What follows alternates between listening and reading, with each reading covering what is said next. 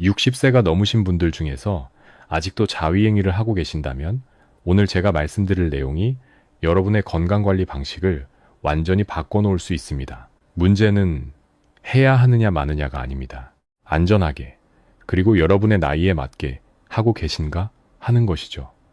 혈액순환, 민감도, 전립선 건강에 영향을 주지 않으려면 말입니다. 저는 비뇨의학과 의사로 30년 넘게 진료해 왔습니다. 그동안 같은 고민과 문제들을 정말 많이 들었습니다. 대부분의 경우 심각한 질병이 아니었어요. 잘못된 습관이 수년간 반복되면서 서서히 즐거움과 건강을 앗아간 것이죠. 본인도 모르는 사이에요. 오늘 이 영상에서는 제가 매주 진료실에서 보는 가장 위험한 3가지 실수를 알려드리겠습니다. 더 중요한 건 이것들을 어떻게 피할 수 있는지입니다. 그래야 안전하고 즐겁게 계속 하실 수 있으니까요. 여러분, 나이가 들면서 몸은 생각보다 훨씬 많이 변합니다. 예전에는 자연스럽고 별 문제 없던 것들이 60세가 넘으면 다른 접근이 필요해요. 피부 조직은 얇아지고 혈액순환은 느려지고 신경 반응도 달라집니다. 몸이 회복하는데 시간이 더 오래 걸려요. 테스토스테론은 여전히 있지만 예전만큼 많이 분비되지 않습니다. 이게 성욕, 발기력, 민감도에 직접적인 영향을 주죠. 올바른 방법으로 하면 자위행위는 성 건강을 유지하는 강력한 도구가 될 수 있어요. 음경 조직에 산소를 공급하고 골반 저근을 활성화시키고 기분 조절에도 도움이 되죠. 심지어 전립선 건강에도 도움이 됩니다. 축적된 분비물을 배출하게 해주니까요. 하지만 잘못된 방법으로 하면요. 몸의 변화에 맞춰 기술을 조정하지 않으면요. 오히려 손상을 가속화시키는 요인이 될 수 있습니다. 2016년 하버드 대학교 연구를 보면 60세 이상 남성의 70%가 성생활의 변화를 보고했습니다. 민감도 감소, 발기력 약화, 오르가즘이 더 짧거나 덜 강렬해지는 것 같은 것들이요. 이런 변화는 노화의 자연스러운 과정입니다. 하지만 습관을 조정하면 영향을 줄일 수 있어요. 문제는 대부분의 남성들이 수십 년 전에 배운 똑같은 방법을 계속 사용한다는 겁니다. 이제 몸은 다른 걸 필요로 하는데도요. 자, 그럼 첫 번째 실수를 말씀드리겠습니다.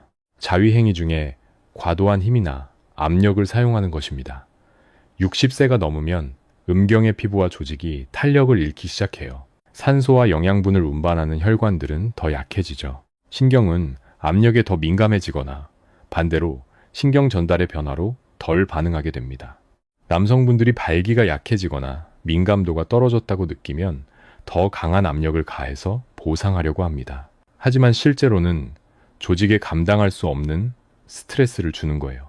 이미 준비되지 않은 상태인데 말이죠. 이렇게 하면 미세한 내부 손상, 지속적인 염증이 생기고 장기적으로는 실제로 민감도가 감소합니다. 음경 기저부나 귀두의 통증이 나타날 수도 있고 화끈거림, 심지어 피부 질감의 변화까지 생길 수 있어요. 가장 걱정스러운 건 이런 변화가 너무 점진적이어서 실제로 손상이 일어날 때까지 눈치채지 못한다는 겁니다. 몇 년 전에 67세 환자분을 진료했습니다. 이렇게 말씀하시더라고요. 선생님, 예전 같지가 않아요. 더 세게 할수록 느낌이 덜해요. 오랫동안 강한 그립을 사용해왔고 처음에는 효과가 있었어요. 하지만 세월이 흐르면서 점점 더 많은 힘이 필요하다고 느꼈던 거죠. 검사해보니 만성 염증이 있었고 음경 피부의 촉각 반응이 눈에 띄게 감소해 있었습니다. 기술을 바꾸고 윤활제를 사용하고 인내심을 갖고 나서야 민감도의 일부를 되찾을 수 있었어요. 하지만 과정은 느렸고 10년 전 수준으로 완전히 돌아갈 수는 없었습니다. 여러분, 세게 압박하면 피부와 해면체만 누르는 게 아닙니다. 발기 조직에 영양을 공급하는 신경과 작은 혈관들도 누르는 거예요. 이런 반복적인 압력은 신경 섬유를 손상시키고 조직의 반응 능력을 감소시킬 수 있습니다. 게다가 뇌가 강하고 특정한 자극에 익숙해집니다. 그러면 더 부드러운 자극이나 파트너와의 자극에 반응하기 어려워지죠. 이런 현상을 자위 조건화라고 하는데요. 고령 남성들이 파트너와 오르가즘에 도달하기 어려운 가장 흔한 원인 중 하나입니다. 그럼 어떻게 해야 할까요? 몸에 저항하는 게 아니라 함께 일하는 겁니다. 더 부드러운 그립을 사용하세요. 세션 중에 압력을 변화시키고요. 혈액순환이 회복될 수 있도록 짧은 휴식을 넣으세요. 물이나 실리콘 기반 윤활제를 사용하세요. 마찰을 줄이고 피부를 보호합니다. 더 느리고 지속적인 움직임을 시도해 보세요. 음경의 다른 부위들을 탐색하고 항상 같은 지점만 자극하지 마세요. 많은 경우 남성분들이 더 부드럽고 다양한 자극을 즐기는 법을 배우면 이전보다 더 강렬하고 지속적인 오르가즘을 경험할 수 있다는 걸 발견합니다. 혹시 이런 경험 있으신가요? 그렇다면 댓글로 알려주세요. 자, 이제 두 번째 실수입니다. 몸이 필요로 하는 회복 시간을 존중하지 않는 것입니다. 젊었을 때는 짧은 시간 안에 여러 번 성행이나 자위를 할 수 있었어요. 별다른 부작용 없이요. 하지만 일정 나이가 지나면 불운기가 길어집니다. 이건 몸이 다시 성적 자극에 자연스럽게 반응하기 전에 필요한 회복 기간이에요. 이 기간을 무시하고 몸에 반복적인 세션이나 휴식 없는 긴 세션을 강요하면 문제가 생길 수 있습니다. 장기적인 성적 피로로 다음 날들의 욕구가 감소하고요. 생식기 부위의 조직과 혈관에 내부 염증이 생깁니다. 음경기저부, 회음부, 전립선에 통증이나 불편함이 생기고요. 골반에 무거운 느낌이 들고 이후 발기의 질이 떨어집니다. 64세 환자분이 저한테 털어놓으셨어요. 하루에 2-3번 자위를 해서 성적 반응을 훈련시키려고 했다고요. 2주 후에 소변 볼 때 약한 통증이 느껴지기 시작했고 계속 피로감이 있었대요. 빈도를 줄이고 세션 간격을 띄우자 증상이 사라지고 수행 능력이 개선됐습니다. 회복 기간이 중요한 이유는 몸이 도파민과 프로락틴 같은 신경 전달 물질 수치를 회복해야 하기 때문입니다. 혈류를 조절하고 발기 조직이 정상 상태로 돌아가도록 해야 하고요. 이 과정을 강요하는 건 비생산적일 뿐만 아니라 성적 반응을 가능하게 하는 메커니즘을 더 빨리 닳게 만들 수 있습니다. 어떻게 고칠까요? 몸의 소리에 귀 기울이세요. 세션 후에 민감도가 돌아오지 않거나 발기가 약하다면 더 많은 시간이 필요하다는 신호입니다. 수십 년 전 습관이 아니라 현재 에너지에 맞춰 세션 간격을 조정하세요. 오르가즘 없이 자극하는 연습을 도입하세요. 부드러운 자극이나 마사지 같은 것들이요. 신경계를 지치게 하지 않으면서 혈액순환을 활성화시킬 수 있습니다. 매일 하고 싶다면 오르가즘이 있는 날과 더 가벼운 자극만 하는 날을 번갈아가며 하세요. 마지막으로 세 번째 실수입니다. 자위 시 몸의 자세가 전립선에 미치는 영향을 고려하지 않는 것입니다. 60세가 넘으면 전립선은 정기적인 관리가 필요해집니다. 양성 전립선 비대증은 매우 흔하고 소변 흐름과 발기의 질, 쾌감 감각에 영향을 줄 수 있어요.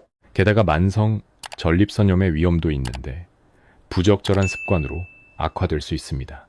규칙적인 사정은 전립선에 긍정적일 수 있어요. 분비물을 배출하고 경미한 염증을 줄이는데 도움이 되니까요. 하지만 일부 자위 기술은 회음부에 직접적이고 장기적인 압력을 가합니다. 고환과 항문 사이 부위 말이죠. 이게 전립선의 자극이나 염증을 일으킬 수 있어요. 이런 일은 특히 딱딱한 표면에 앉거나 자극하는 동안 회음부를 세게 누르는 남성분들에게 흔합니다. 자주 간과되는 또 다른 요인은 자세입니다. 골반을 앞으로 기울이고 앉으면 전립선 주변의 혈관과 신경이 압박됩니다. 이게 불충분한 혈류와 전립선에 대한 압력 증가로 이어질 수 있어요. 제가 진료한 70세 환자분은 지속적인 골반 통증이 있었습니다. 습관에 대해 물어봤더니 항상 딱딱한 의자에 앉아서 앞으로 구부린 채 자위를 하셨더라고요. 이 자세를 30분 넘게 유지하고요. 자세를 바꾸고 자세를 번갈아 가니 몇 주 만에 통증이 사라졌습니다. 어떻게 피할까요? 자세를 바꿔서 회음부에 대한 직접적인 압력을 줄이세요. 방광이 꽉 찬 상태로 긴 세션을 피하세요. 전립선의 압력을 증가시키니까요.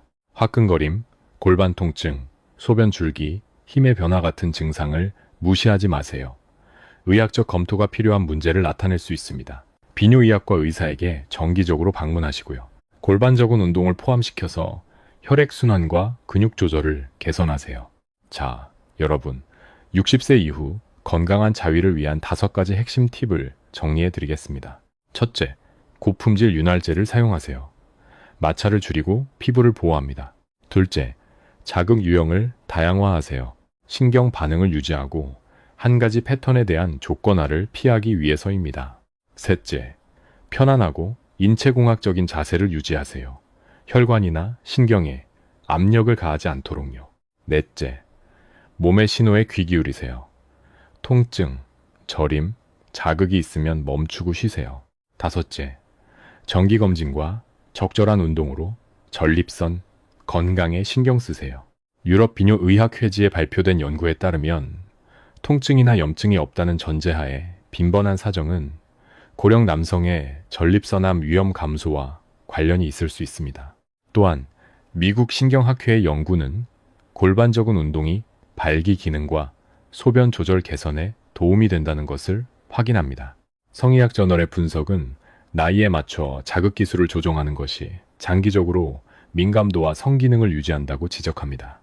여러분, 60세가 넘어서도 자위행위는 자연스럽고 유익한 활동입니다. 몸의 진짜 필요에 맞춰 조정한다면요. 과도한 압력을 피하고 회복 시간을 존중하고 전립선을 돌보는 것, 이것들이 즐거움뿐만 아니라 전반적인 건강을 유지하는데 필수적인 단계들입니다. 핵심은 스스로를 제한하는 게 아닙니다.